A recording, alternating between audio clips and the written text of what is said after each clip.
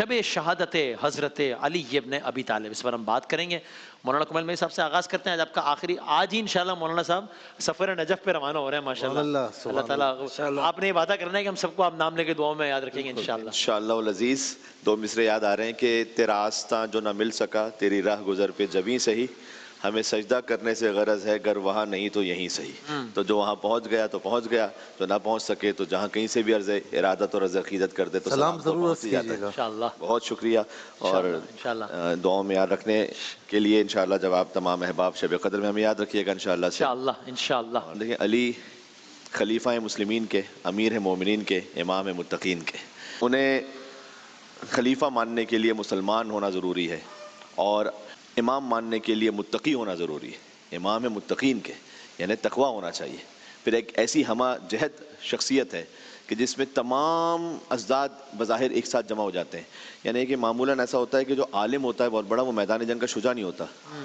جو شجاع ہوتا ہے وہ ہو سکتا ہے سخی نہ ہو، جو سخی ہو سکتا ہے عادل نہ ہو، لیکن جب ایک ساتھ ساری صفات کسی میں جمع ہو جائیں تو امیر المومنین علی بن ابی طالب علیہ السلام، یہاں تک کہ دیکھیں علم کا دعویٰ کرنا سب سے مشکل ہے، عبادت کا دعویٰ کر لینا آسان ہے۔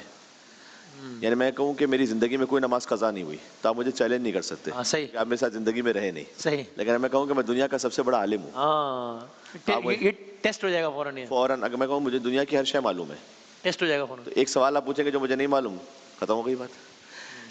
اس لیے تاریخ میں مسجد کے نمازی بہت ہیں، ممبر پر سلونی کہنے والا علی کے سوا کوئی نہیں، اس لیے کہ یہ سب سے مشکل ترین دعویٰ ہے کہ پوچھو جو پوچھنا ہے، اس لیے کہ یہاں پر آپ کا علم فوراً چیک ہو جاتا ہے۔ تو علم کے اپنے اس مقام پر، لہٰذا جب لحاظ الانسان، ایک کلام نورانی ان کی ذات سے جو صادر ہوا وہ عرض کر دوں کہ کتنا عجیب ہے انسان کہ ینظر بشحم اور یتکلم بلحم ویسمع بعظم۔ اے انسان، تو چربی سے دیکھ رہا ہے، تو گوشت سے بول رہا ہے، ہڈی سے سن رہا ہے، پھر بھی اکڑ رہا ہے۔